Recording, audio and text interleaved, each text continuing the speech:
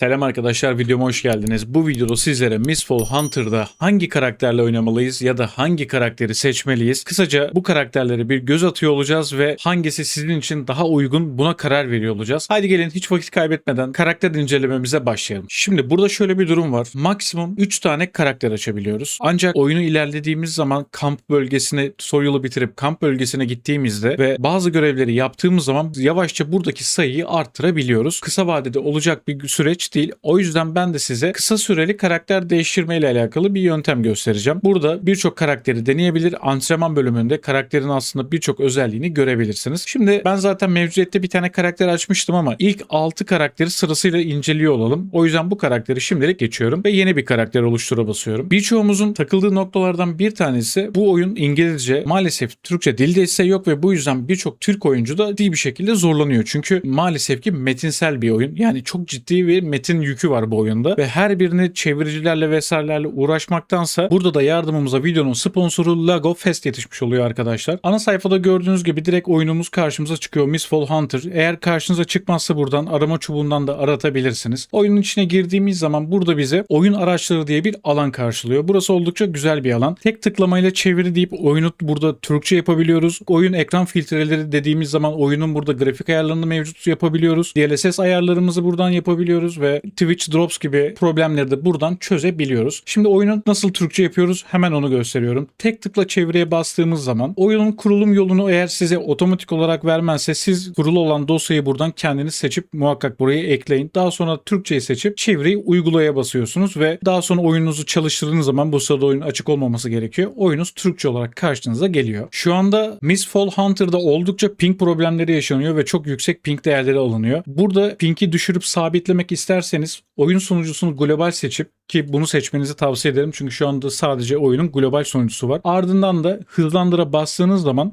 oyunun ping değerleri sabit bir şekilde kalıyor ve buradan da eğer bitirmek istediğiniz zaman bağlantıyı kes deyip iptal de edebiliyorsunuz. Aynı zamanda Lego Fest bizlere FPS hızlandırma diye bir imkan da sağlıyor. Eğer bilgisayar donanımınız düşükse buradan FPS'inizi küçük de olsa arttırabilir ve oyundaki performansınızı daha iyi bir seviyeye çekebilirsiniz. Lego Fest bir günlük deneme sürümü hediyesi ediyor. Eğer siz bunun haricinde bir plan satın almak isterseniz Premium'a basarak bütün abonelik paketlerini burada görebilirsiniz. Aynı zamanda burada protein indirim kodunu da kullanarak tek seferlik %30 indirim kazanabilirsiniz. Burada da gösterdiğim şekilde kodu yazdıktan sonra kullan diyorsunuz ve anında %30'luk indirimi sağlanılıyor ve burada abonelik al butonuna basıp oyunlarınızdan dilediğiniz keyfi çıkartabilirsiniz. Aynı zamanda diğer oyunlarınız için de Lego Fest'i kullanabilirsiniz. Burada gördüğünüz gibi Ark Raiders üzerinden de burada ayarlar mevcut ya da buradan PC dediğiniz zaman birçok oyuna da erişiminiz mümkün. Evet, şimdi oyunu artık Türkçe yaptığımıza göre hemen mesela buradan ayarlarımı göstereyim size. Gördüğünüz gibi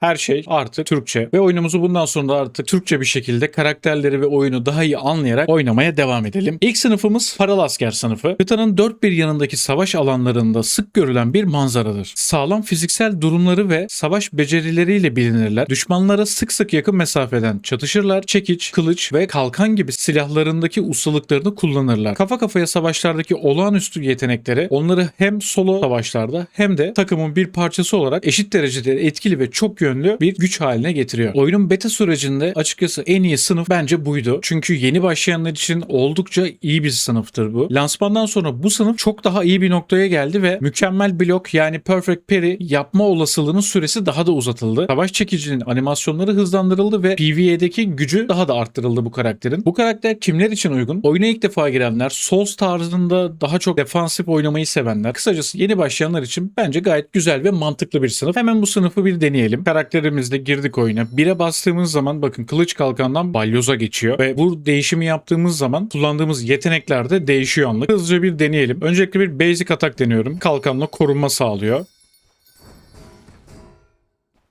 Şöyle böyle bir atak. E'ye bastığım zaman da bu şekilde çift vuruyor. Normal sol klik yaptığımız zaman ise düz bir şekilde vuruyor. Şimdi bir balyoz denemesi yapalım.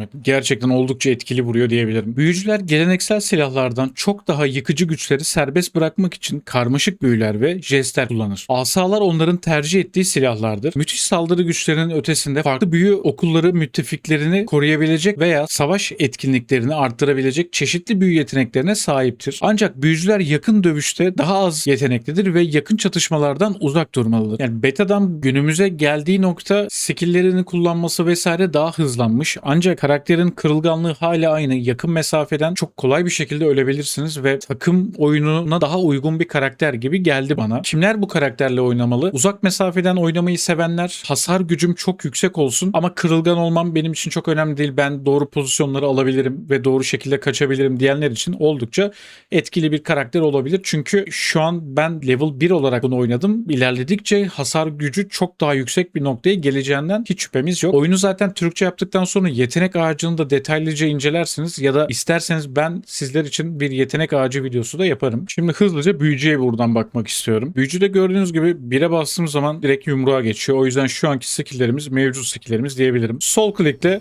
basic atak ve shift'e basıp kaçtığınız zaman çok daha etkili bir şekilde kaçış uyguluyor. Burada şöyle bir farklılık var. Q'ya bastığımız zaman iki seçenek sunuyor bize. Sol klik ve sağ klik diye. Ben önce sol klik vuruyorum. Öncelikle şunu söylememde fayda var. Büyücülerde geri kaçmak daha kolay. Yani rakipten kaçması çok daha kolay geldi bana. Ve burada kendimize bir buff basmış olduk. Oldukça da büyük bir alan hasarı vuruyoruz. Bu karakterin kendine uyguladığı buff ise ayak seslerini yok ediyor ve çok daha hızlı hareket edebilmesini sağlıyor. Belki kaçarken vesaire etkili olabilir ama açık söylemek gerekirse ben bu karakteri çok fazla beğenmedim. Okçu sınıfına gelelim. Kara oklar hızlı hareketleri ve uçulluklarıyla bilinen mükemmel izleyiciler ve keskin nişancılar olarak öne çıkar. Uzaktan kilit tehditleri ortadan kaldırabilir veya düşman menzillerini keşfetmek ya da avantaj sağlamak için taktiksel becerilerini ve arazi bilgilerini kullanarak savaşı kendi lehlerine çevirebilir. Buradaki okçu sınıfı beta'da gerçekten çok sinir bozucu bir sınıftı bu ve hasar gücü çok yüksek, yanına yaklaşması çok zor olan bir karakterdi. Ancak lansmandan sonra çok ciddi bir nerf yedi. Şu anda nerflü hali bu. Önceden beta zamanındayken direkt seri bir şekilde klik yaptığınız zaman hızlı attığı oklarda da maksimum hasar vurabiliyordu. Ancak şu an maksimum hasarı vurabilmek için yayı sonuna kadar gerdirmesi gerekiyor. Karakter çok yüksek hareketlilik oranına sahip. Kanama hasarları, tuzaklar gibi birçok donanımsal özelliklere sahip. Yani kısacası uzak mesafede gerçekten etkili ve güçlü bir karakter. Ancak yakın mesafeye girildiği zaman cam gibi hassas karakterlerden bir diğeri bu. Bu karakteri kimler tercih edebilir? Yani Extraction oyunlarında yüksek bir tepeye çıkıp buradan eğimine güvenen oyuncular açıkçası birazcık haritayı zora sokabilir diye düşünüyorum. Uzak menzilli karakter sevenler için gayet güzel bir başlangıç olabilir. Ancak bu tarz bir oyuna hiç deneyimin yoksa, ilk kez böyle bir oyun oynuyorsan başlangıç için zor bir karakter de olabilir. Şimdi hızlıca gelin bu karakteri deneyelim. Önce direkt basic atakla başlayacağım. Bakın şu an bas check yapıyorum. Yayı geldiğim zamansa direkt 50 damage vurabiliyor. Ama hızlıca bas check yaptığım zaman 19'da 23 arasını vurduğunu gördüm. Sağ klikle basılı tutmayı yapmıyor. Q skillimiz ise çoklu vuruş sağlıyor bize. Z'ye bastığımız zaman farklı bir ok türevine geçiyor. Çok daha güçlü atış burada sağlayabiliyoruz. Aynı şekilde X'e de basabiliyoruz. Ancak bunların altta gördüğünüz gibi kullanma limitleri var. Şu an X'i taktım elime.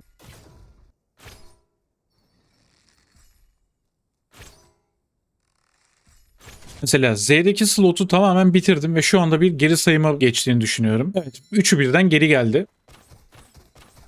E'deki skillimiz ise çok daha seri atışlar yapabilmemizi sağlıyor. Burada yayı geri çekemiyoruz. Sınıf değişikliğini de ücretsiz olarak nasıl yaptığınızı hemen buradan gösteriyorum. Buradaki karaktere gelip sınıfı değiştir dediğiniz zaman zaten önümüze sınıfları sunuyor. Şimdi sıradaki sınıfımız gölgeler. Benim şu anda ilk olarak açtığım ve beta'da da oynadığım karakter, daha doğrusu sınıf buydu. Çünkü ben hep bu assassin olaylarını ve çift kılıç veya çift hançer artık ne diyecekseniz oldukça sevmişimdir. Hemen hikayesini de okuyalım. Gölge silünleri gölgelerden saldıran gizlilik ve suikast ustasıdır. Hedeflerini gizli saldırılar, arkadan bıçaklama veya pusu kurma gibi her türlü yolla alt ederler. Zehir ve lanet kullanımında uzmandırlar ve hançerler ile diğer kısa silahlardaki ustalıkları yakın dövüşte üstün olmalarını sağlar. Çok hızlı bir şekilde ölümcül hasar vermelerine olanak tanınmış. Şimdi öncelikle bir tane hançerimiz var. Daha sonra da iki tane çift kılıca geçiyoruz burada. Şimdi burada bu tek kılıcın özelliği bastığım zaman görünmez olabiliyorum ve böylelikle hiçbir düşman bizi göremiyor. Ve yaklaşık burada büyük bir hasar verme imkanımız da mevcut oluyor. Hasar verdiğimiz zaman direkt karakter açığa çıkıyor.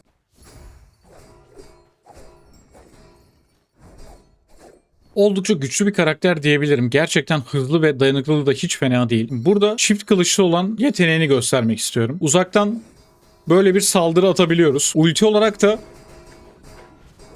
oldukça hızlı bir silah saldırısı yapabiliyor ya da böyle bir suya basıp vurma tekniğimiz de var. Ya da şöyle bir kombinasyon da bize geliyor. Bir sol klik, sağ klik yaptığımız zaman bu şekilde bir hamle de yapabiliyor. Bence oldukça güzel bir hamle bu. Sıradaki sınıfımız kahin. Hayat tanrıçasının dindar takipçileri olan kahinler dua ve kutsal sanatlar aracılığıyla ilahi gücü yönlendirir. Dünyaya bahşedilen yaşam özünü ustalıkla yönlendirerek yaralıları iyileştirir, dertleri giderir ve müttefikleri korurlar. Bu kaos zamanlarından çoğu kahin tanrıların dönüşüne sarsılmaz bir inanç beslerken birkaç deli sapkın ilahi sessizliğe karşı kin besleyerek küfürlü eylemlerden kaotik güçler çeker. Buradaki karakter kısacası iyileştirme ve destek üzerine kurulmuş bir karakter. Hazır destek demişken eğer videoyu şu an buraya kadar izlediysen videoyu beğenmeyi ve kanala abone değilsen de lütfen abone olmayı unutma. Siz de bana destek vererek daha iyi içerikler üretmemi ve daha iyi motive olmamı sağlayabilirsiniz. Şimdiden teşekkür ederim ve anlatıma kaldığımız yerden devam edelim. Bu karakterle oynayacaksanız gerçekten takımla oynamak şart diyebilirim. Çünkü hasarları oldukça düşük ve bu karakterlerle soloda çok ciddi zorlanabilirsiniz. Özellikle bu tarz oyunlarda hiçbir deneyiminiz yoksa ya da bu oyunda bir deneyiminiz yoksa oyun ızdıraba dönüşebilir. O yüzden bu karakteri kullanacaksanız bir takım aracılığıyla oynamakta her zaman fayda var. O yüzden bu karakterin çok oynanışını göstermeyeceğim. Zaten hiç de merak ettiğim ve ilgimi çeken bir karakter de değil. Hiçbir oyunda healer karakteri olmayı hiçbir zaman sevmedim. Şövalyemize geçiyorum. Aslında en çok ilgimi çeken bir diğer karakter de bu. Bu şövalyeler büyük hasar vermek için bir büyük kılıç kullanır veya mızrak ve kalkan kullanarak dengeli bir saldırı ve savunma sürdürürken müttefiklerini destekler. Bir zamanlar kilisenin en sadık ve en güçlü gül şövalyeleri olan bu kişiler büyük bir başarısızlık sonrası sürgün edildiler. Avcılarla sınanarak solmuş şövalyeler olarak yükseldiler ve kutsal ışığın gücüyle çorak topraklarda adaleti savundular. Şimdi bu karakter iki tane silah kullanıyor. Bir tanesi büyük bir kılıç. Bunu çift elle kullanıyor ve bildiğiniz bu aslında birçok oyunda da aşina olduğumuz warrior karakterlerinin birebir yansıması diyebiliriz. Ek olarak kalkan ve mızrak da ikinci silah olarak kullanabiliyor ve böylelikle daha geniş bir skill yetenek sahip olabiliyor. Bu karakter beta dönemindeyken sadece ağır kılıç kullanabiliyordu. Ancak lansmandan sonra ek olarak mızrak ve kalkan da getirildi ve mızrağının hasar seviyesi oldukça yüksek diyebilirim. Ancak karakterin birazcık savunmasını düşürmüşler. Bu karakteri kısaca şöyle özetleyeyim size. Ofansif ve agresif oynamayı seven oyuncular için ve özellikle yakın dövüş mücadelelerinden çok keyif alan oyuncular için birebir bir karakter diyebilirim. PvP ve PvE dengeli oldukça güçlü bir karakter var karşımızda. Oyuna ilk başlayacaksan ve yakın mesafe seviyorsan bence benim size tavsiyem direkt bu karakterle başlayabilirsiniz. Çünkü çok avantajlı kılabilecek özellikleri de var ve hem PvP hem PvE'de desteklediği için bu karakterin tarzı daha dengeli bir sınıf olduğu için oyunu öğrenmek için de gayet güzel ve kullanışlı bir fırsat sunacaktır size. Daha sonra oyuna iyice adapte olduktan sonra diğer karakterleri de deneyebilirsiniz. Şimdi hızlıca bunu deneyelim hemen. Şimdi elindeki kılıç bu. Tabii ki bu çok dandik bir kılıç olduğu için hiçbir görseli ve heybeti yok. Ama basic ataklarla başlayalım.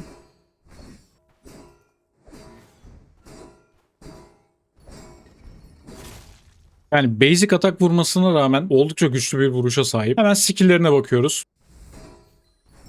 Az önce Q'ya bastık. Şimdi bir de E skill'ini deneyelim. Oldukça büyük bir hasar gücüne sahip. Gerçekten keyif verici bir karakter. Şimdi mızrak ve kalkana geçiş yapalım. Sağ klik yaptığımız zaman direkt bize savunma yapıyor. Bir savunmasını da deneyelim.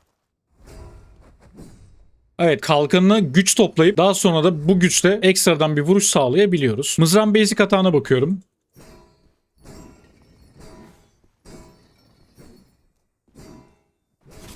Şu ana kadar kullandığım en güçlü silah bu olabilir. Hemen mızrağın skill'lerine bakalım bir de. Bir de E'ye basıyorum.